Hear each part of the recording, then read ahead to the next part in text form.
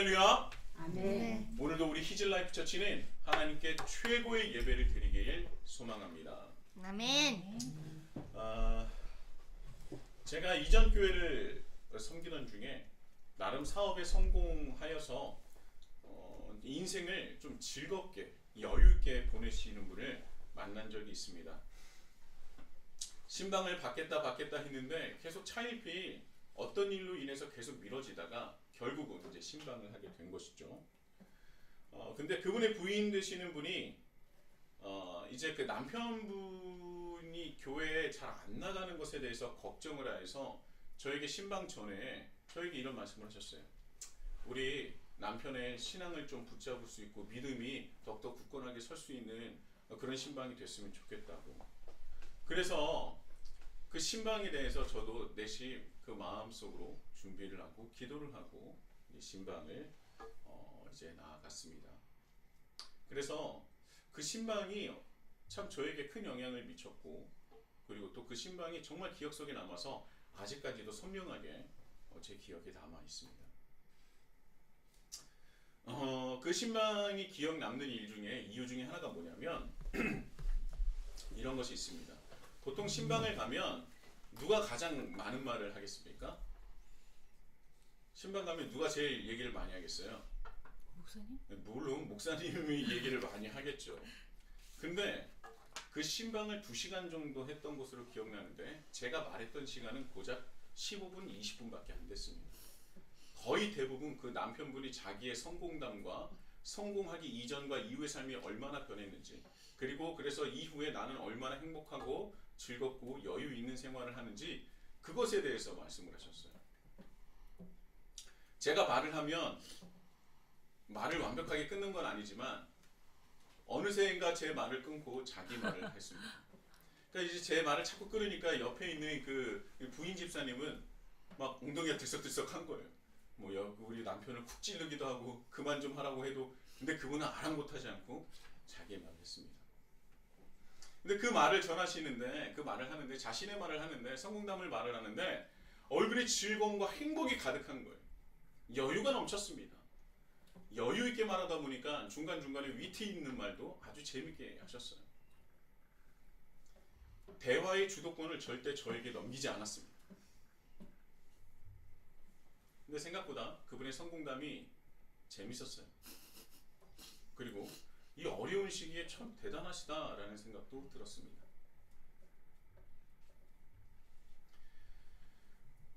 그런데요, 이 감탄할 만한 그분의 성공담에도 제가 귀를 기울였지만, 근데 제가 그때 눈여겨봤었던 것이 무엇이냐면, 반대로 정말 연신 재밌고 즐겁게 행복해하며 전하시는 그 남편 집사님의 얼굴 옆에 그 성공담을 듣고 있었던 다른 가족들, 그러니까 부인이나 자녀들의 표정은 그렇게 즐겁지 않았다는 거예요. 참 이상하지 않습니까?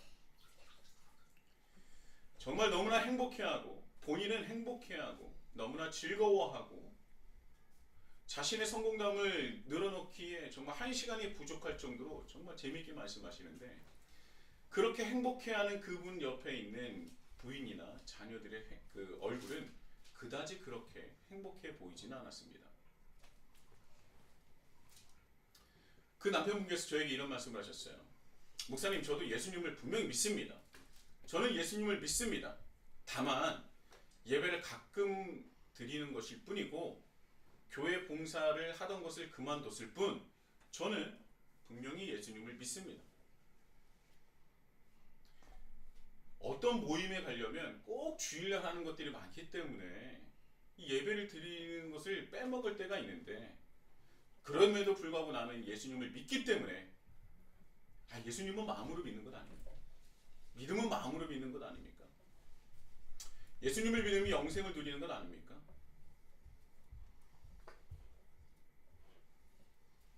그런데 사랑이 많으신 예수님께서 예배를 좀 빠지고 봉사를 좀 안 한다고 해서 지옥을 보내시진 않을 거 아닙니까? 목사님도 그렇게 생각하시죠? 라고 저에게 물어보는 거예요. 그러니까 그 말은 뭐냐면, 자기는 예수님을 잘 믿고 있는데 때로 예배를 빠지기도 하고 봉사도 이제 그만두고 뭐 이렇게 해도 사랑이 많으신 예수님께서 그것 때문에 지옥에 보내실 거냐라는 거예요. 아닐 거라는 거죠. 그러면서 저를 그윽하게 쳐다보시는 거예요. 그 의미가 뭐냐? 빨리 인정을 하라는 얘기예요. 빨리 인정을 해서 예배 빠진다, 봉사 안 한다, 왜 봉사를 왜 그만뒀냐라고 하는 그 부인의 그 잔소리를 이제 듣지 않게끔 빨리 못을 박아달라라는 말 아니겠습니까?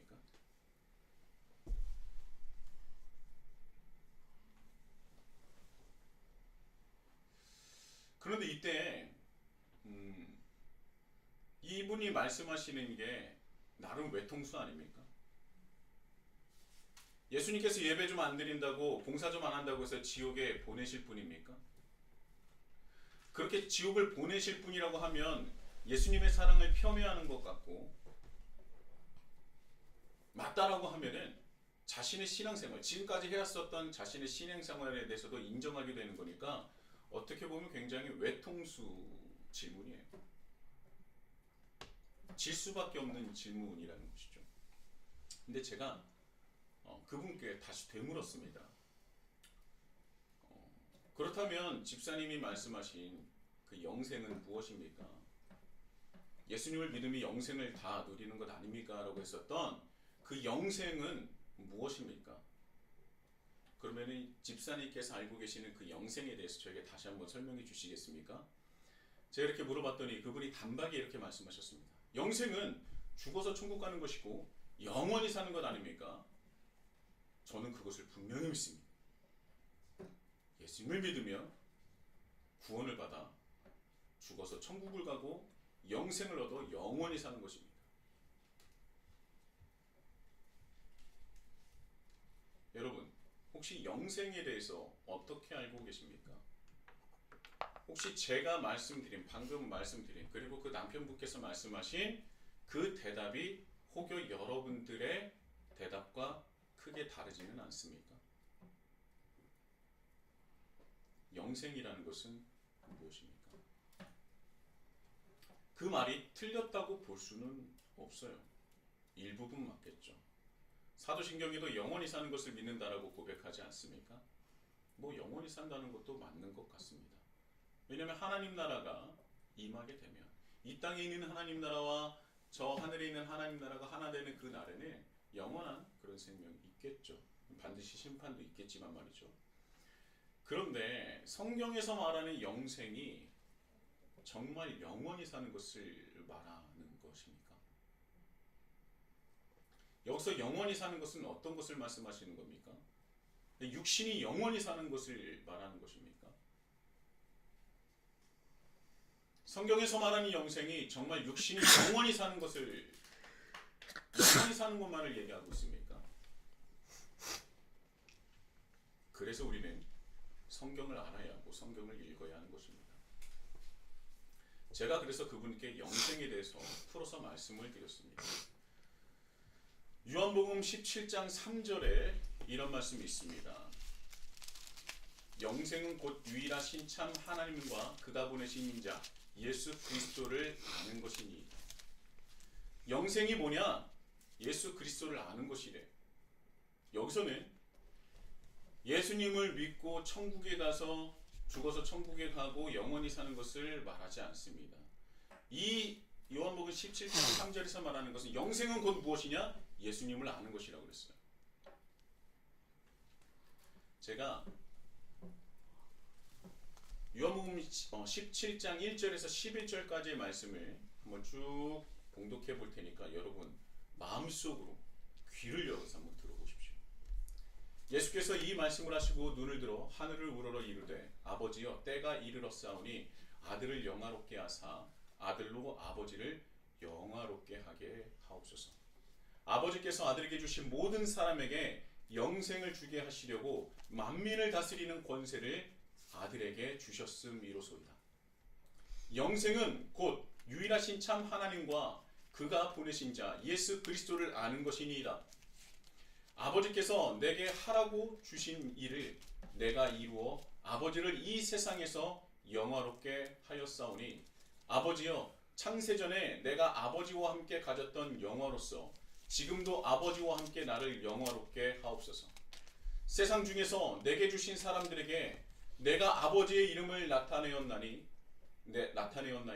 그들은 아버지의 것이었는데 내게 주셨으며 그들은 아버지의 말씀을 지키었나이다. 지금 그들은 아버지께서 내게 주신 것이 다 아버지로부터 온 것인 줄 알았나이다. 나는 아버지께서 내게 주신 말씀들을 그들에게 주었사오며 그들은 이것을 받고 내가 아버지께로부터 나온 줄을 참으로 아우며 아버지께서 나를 보내신 줄도 믿었사옵나이다. 내가 그들을 위하여 비옵나니 내가 비옵는 것은 세상을 위함이 아니요 내게 주신 자들을 위함이니이다. 그들은 아버지의 것이로소이다. 내 것은 다 아버지의 것이요 아버지의 것은 내 것이온데 내가 그들로 말미암아 영광을 받았나이다. 나는 세상에 더 있지 아니하오나 그들은 세상에 있사옵고 나는 아버지께로 가옵나니 거룩한 아버지여 내게 주신 아버지의 이름으로 그들을 보존하사 우리와 같이 그들도 하나가 되게 하옵소서. 요한복음 17장 3절에 보면요, 영생은 예수님을 아는 것이라고 말하고 있습니다. 영생은요, 예수님을 아는 것입니다. 하나님의 아들이시며 하나님의 뜻을 이루시기 위하여 이 땅에 오신 예수님을 아는 것이 영생이라는 것이죠. 그 어디서도 죽어서 천국을 가고 거기서 영원히 사는 것을 말하고 있지 않습니다. 영생은요, 예수님을 아는 것입니다. 그렇다면 예수님을 아는 것, 예수님을 믿는 것, 이렇게 볼 수 있겠습니다. 성경에 예수님의 기도가 나와 있어요. 오늘 요한복음 17장의 말씀은 예수님의 대제사장적 기도라고 알려져 있습니다. 예수님에 대한 기도가 성경에 여러 곳에 나와 있는데요. 대표적인 것은 마태복음 6장과 누가복음 11장에 나와 있는 우리가 잘 알고 있는 주의 기도, 주기도문입니다. 그리고 바로 요한복음 17장의 말씀이고요. 그 이외에도 나사로를 살릴 때 그리고 겟세마네 기도 등등이 있지만 예수님의 기도라고 볼 때 대표적인 것은 주기도문과 바로 요한복음 17장에 나와 있는 대제사장적 기도입니다. 우리가 주기도문으로 잘 알고 있는 마태복음 6장과 누가복음 11장은 이렇습니다. 2000년 전 유명한 랍비들은 자신들만의 기도문이 있었어요. 그리고 그것은 자신의 제자만이 소유할 수 있고 제자만이 기도할 수 있도록 그것을 정해놓은 겁니다. 그래서 제자들은요, 내가 스승에게 내가 제자로서 인정받았다는 뜻이 무엇이냐? 내 랍비의, 내 스승의 기도문을 내가 받았느냐 안 받았느냐 했어요. 그래서 그 기도문을 받은 제자는 굉장히 큰 자부심을 가졌습니다. 다른 이들이 소유할 수 없는 기도문, 다른 이들은 하나님께 드릴 수 없는 기도문을 내가 소유한 거예요. 누구만 공유하는? 나의 스승과 나만이 공유한. 그래서 예수님의 제자들 또한 기도문을 요구한 겁니다. 왜냐하면 세례 요한도 자신들의 제자들에게 자신의 기도문을 주었기 때문이에요. 그래서 그 사실을 알았던 예수님의 제자들도 예수님, 우리도 예수님의 기도문을 좀 주십시오 라고 해서 예수님께서 그렇다면 너희들은 이렇게 기도하라 라고 제자들에게 말씀하십니다. 그것이 주기도문입니다. 마태복음 6장, 누가복음 11장이죠. 그래서 주기도문은요, 아무나 소유할 수 있고 아무나 기도할 수 없는 것입니다. 오직 예수님을 믿고 세례를 받은 이들에게 주어지는 그리스도인들만이 소유할 수 있고 기도할 수 있는 기도문이에요. 우리는 지금 주기도문에 대해서 자긍심을 가지고 있지는 않으나 이 주기도문 안에 들어있는 의미는 정말 대단한 것이었습니다. 2000년 전에 세례를 받기 위해서는요, 2년이 넘는 훈련을 받아야 세례를 받을 수 있었습니다. 모두 다 세례를 받고 싶다고 해서 받을 수 있었던 것이 아니에요. 세례를 받는 그 훈련의 과정이 매우 엄격하고 어려웠습니다. 그리고 이 모든 과정을 이루어낸 이들에게만 세례를 주고 난 뒤에 그에게 주의 기도를, 주기도문을 주는 것입니다. 그냥 받는 것이 아닙니다. 어떻게 해요? 무릎을 꿇고 주님의 그 기도문을 받았어요. 그리고 그 주기도문을 받을 때 주위에 있는 모든 사람들이 축하하며 눈물을 흘리며 다 함께 감격하여 주기도문을 함께 드렸던 거예요. 주기도문이 그런 기도문이었던 거예요. 오늘의 주기도문은 예수님께서 이렇게 기도하라 우리에게 알려주신 기도의 방향성이라면 요한복음 17장에 나와 있는 기도는 예수님께서 실제로 하나님께 기도를 드리는 겁니다. 너희들이 이렇게 기도하라 라는 주기도문과 다르게 실제로 자신이 하나님께 기도드리는 그 기도문이 그대로 나와 있는 거예요. 예수님의 그 마음이, 예수님의 심정이 그것에 가득 담겨 있는 것이죠. 그래서 이 기도문을 우리는 그냥 보면 안 돼요. 실제로 예수님께서 하나님 앞에 기도를 드리는 대제사장적 기도예요. 17장 9절입니다. 내가 그들을 위하여 비옵나니 내가 비옵는 것은 세상을 위함이 아니요 내게 주신 자들을 위함이니이다. 내게 주신 자들이 누구예요? 제자들이죠. 제자들을 위한 기도입니다. 왜 제자들을 위해서 기도하게 되었느냐? 11절입니다. 나는 세상에 더 있지 아니하오나 그들은 세상에 있어. 그러니까 예수님께서 이제 십자가 사역을 앞에 두고 나 없이 세상에 남겨질 제자들이 걱정되어서 하나님 앞에 기도를 드리는 거예요.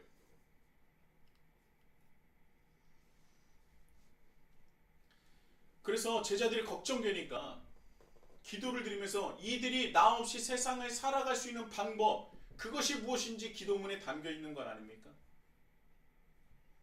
그래서 나 없이 제자들이 이 세상에서 나의 제자로 하나님의 백성으로 살아갈 수 있는 방법이 무엇이냐?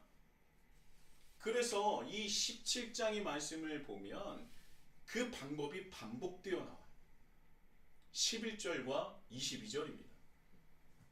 11절에 이런 말씀이 있습니다.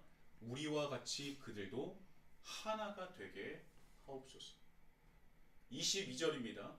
우리가 하나 된 것 같이 그들도 하나가 되게 하려 함이니이다. 여기서 우리는 누굽니까? 우리와 같이 그들도 하나가 되게 하옵소서. 여기서 우리는 누구예요? 하나님과 예수님. 맞습니다. 하나님과 예수님. 우리는 바로 하나님과 예수님을 말하는 겁니다.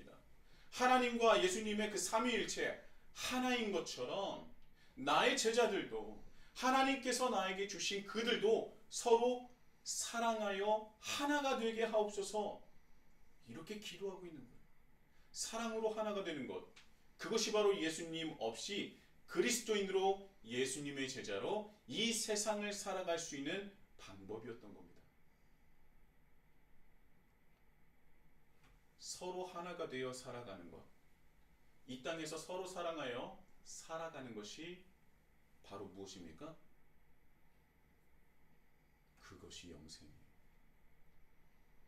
그것이 영생입니다.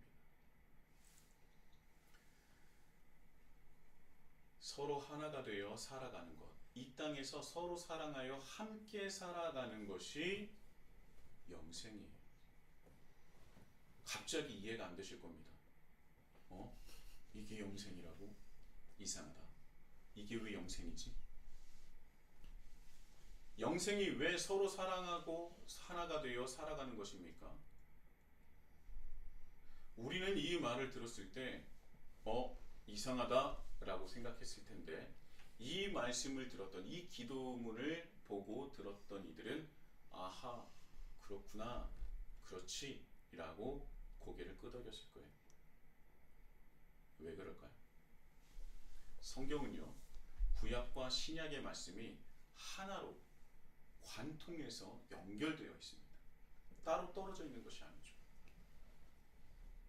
그냥 신약에 있는 몇 가지 말씀만 뚝 떨어서 영생은 이거다. 영생을 해서 죽어서 천국 가가지고 하나님과 영원히 사는 거다. 이런 식으로 알면은요, 너무나 단편적인 겁니다. 하나님의 말씀은 통전적으로 구약과 신약에서 어떻게 말씀하고 있는지를 우리가 전체적으로 다 알아야 되는 거예요. 왜 그들은 끄덕이지만 우리는 끄덕이지 못하는 것인가? 우리가 성경을 잘 모르기 때문입니다. 그렇다면 우리가 서로 사랑하고 하나가 되는 것이 왜 영생일까요? 왜 그들은 그 말을 들었을 때 고개를 끄덕였을까요? 우리는 이 말씀을 들으면 이해가 안 되지만 초대교인들은요, 잘 알고 있었을 거예요. 바로 시편 133편의 말씀을 알고 있었기 때문이죠. 시편 133편입니다. 보라, 형제가 연합하여 동거함이 어찌 그리 선하고 아름다운고, 머리에 있는 보배로운 기름이 수염 곧 아론의 수염에 흘러서 그의 어깨까지 내림 같고, 헐몬의 이슬이 시온의 산들에 내림 같도다. 거기서 여호와께서 복을 명령하셨나니 곧 영생이니라. 뭐가 영생이에요? 보라, 형제가 연합하여 동거함이 어찌 그리 선하고 아름다워.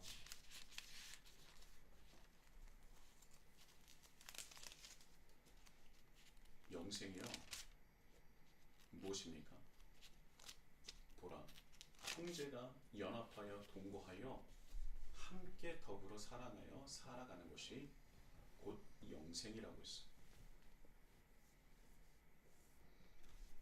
우리는 영생이라는 것을 영원한 생명으로만 생각을 하고 있었다는 겁니다. 그런데요, 오히려 성경에서 말하는 영생은 영원한 삶이라기보다는 삶 자체를 말하는 거예요. 삶의 모습을 말하는 겁니다. 어떻게 살아가는지를 말하는 게 영생이라는 거예요. 생명, 삶, 삶의 모습, 그것이 바로 영생입니다. 영생을 누린다는 것은 그저 내가 죽어서 천국 가고 그곳에서 죽음 없이 삶을 살아가는 것이 그것뿐만 아니라, 정작 성경에서 말하는 영생은, 또한 예수님께서 말씀하신 영생은 바로 내가 하나님과 내가 하나가 된 것처럼 너희들도, 그러니까 우리가 서로 사랑하며 하나가 되는 것이 영생이라고 말씀을 하셨던 겁니다. 그렇게 살아가는 것이 영생이다라는 거예요. 그렇게 살아가는 곳이 하나님 나라라는 겁니다. 우리가 하나님을 믿는 이유가 죽어서 천국 가는 것이라면은, 제가 뭐 농담반 진담반으로 얘기하지만 우리는 이렇게 기도해야 돼요. 하나님, 어서 빨리, 한시라도 빨리 우리를 죽게 해주옵소서. 그러나 죽을 때 고통을 느끼지 않게 하시고 두려움 없이 담대하게 죽게 하여 주옵소서. 우리가 죽어서 천국 가는 것이 믿음의 본질이라면, 믿는 하나님을 믿는 이유라면 우리는 그렇게 기도해야 되지 않습니까? 그런데 우리는 그렇게 기도하지 않잖아요. 그러니까 우리는 하나님을 믿는 이유가 죽어서 천국 가는 것이 아니라는 겁니다.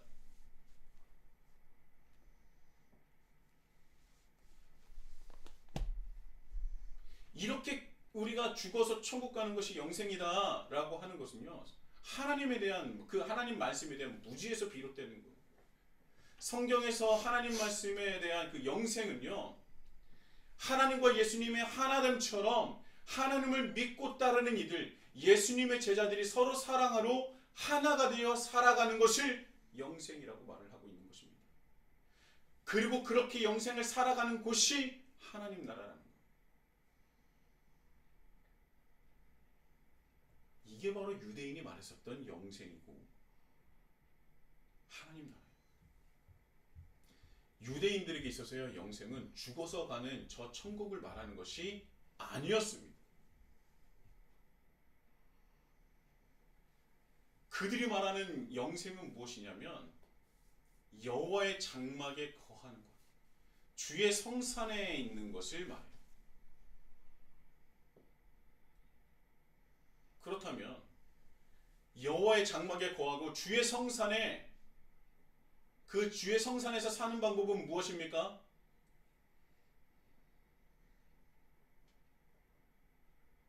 바로 하나님 말씀대로 사는 것이에요.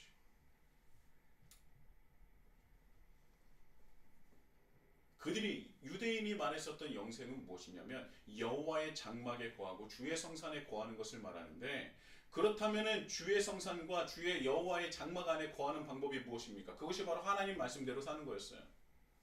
그것이 영생이고 구원이다라고 유대인들은 믿었던 것입니다.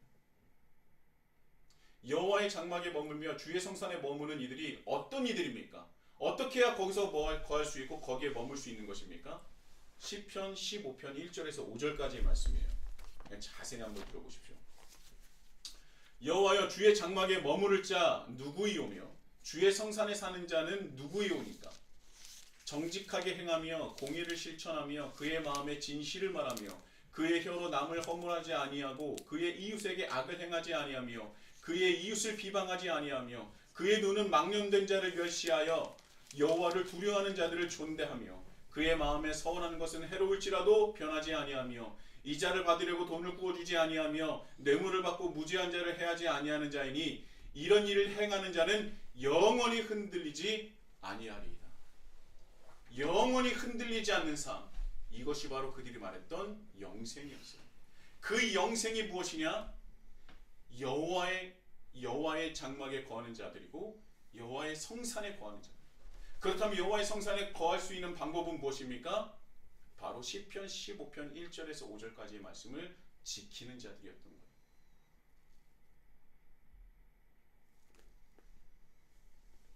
정직하고 공의를 실천하는 이들, 바로 하나님 뜻을 받들고 이뤄내가는 이들을 말하는 것이죠.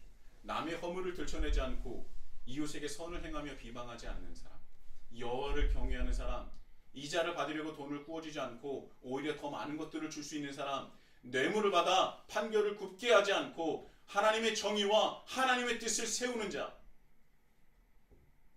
그런 사람이 바로 영생에 사는 사람이라는 겁니다. 그리고 이것을 뭐라 그래요? 율법이라고 하죠.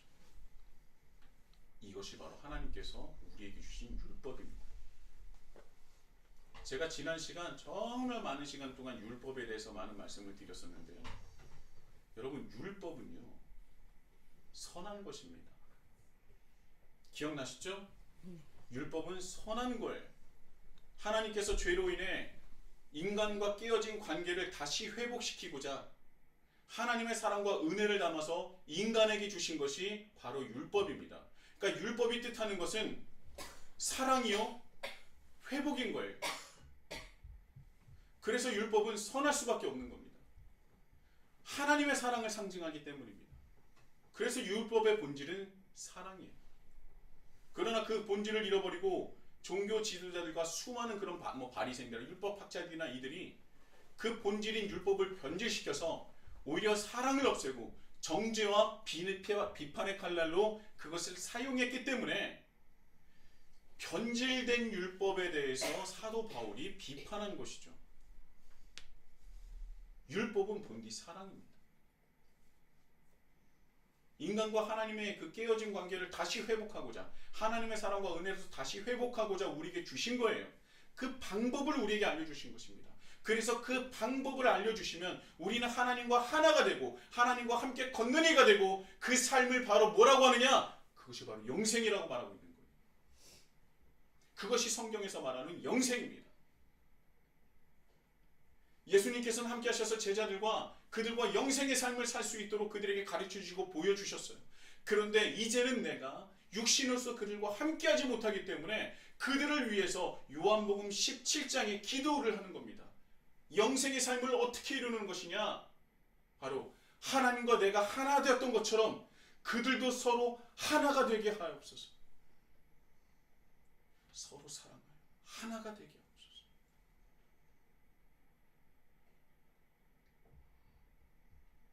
그게 영생입니다.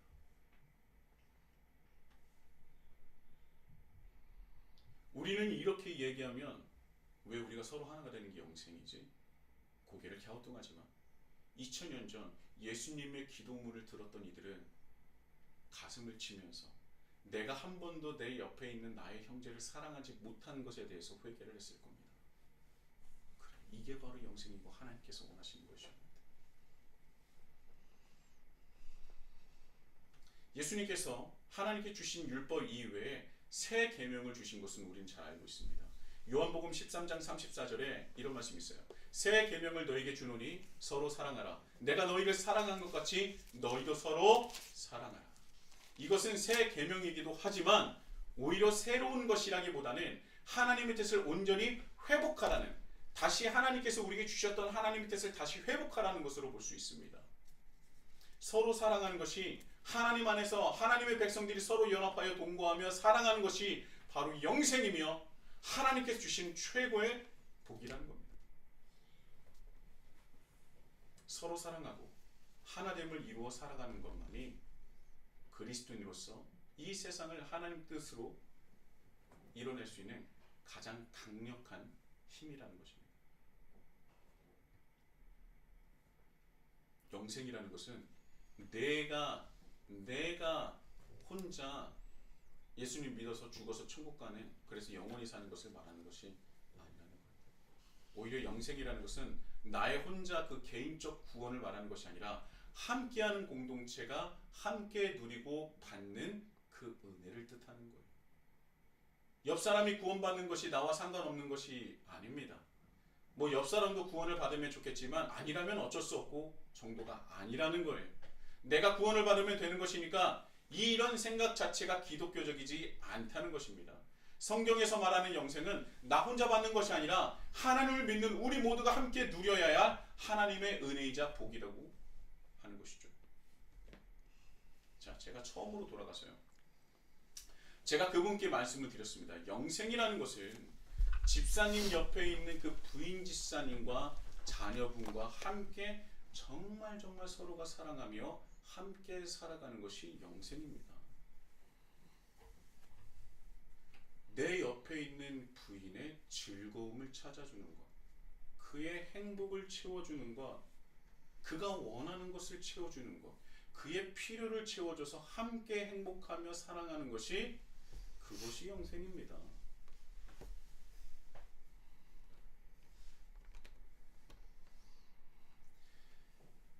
집사님의 자녀가 집사님을 통해서 너무나 큰 행복을 누리고 사랑을 받고 너무나 즐겁고 행복하는 것, 그것이 바로 영생입니다.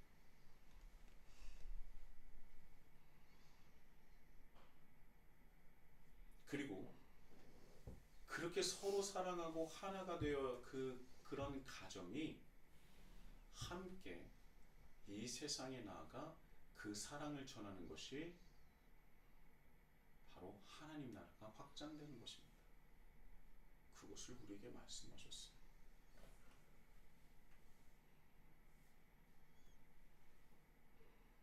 그게 영생이에요, 여러분.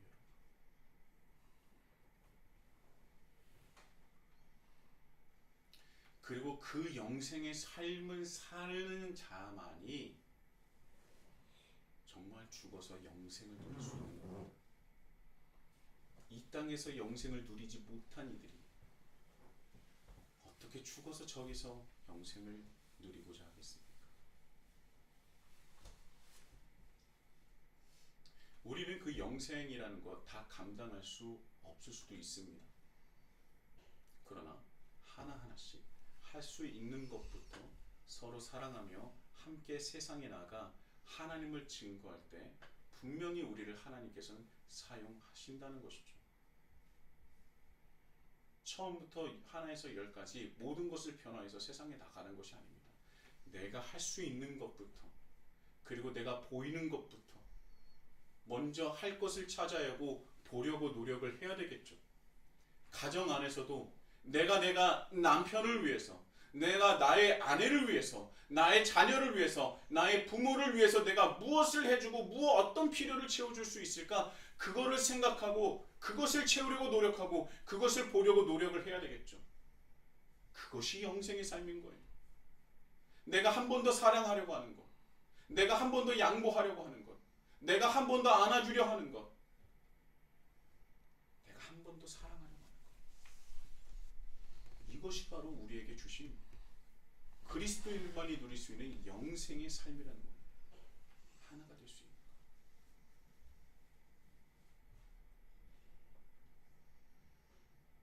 여러분, 주님께서 우리에게 주신 영생을 맛보시는 우리 히즐라이프 처치가 되시길 예수님의 이름으로 축복합니다.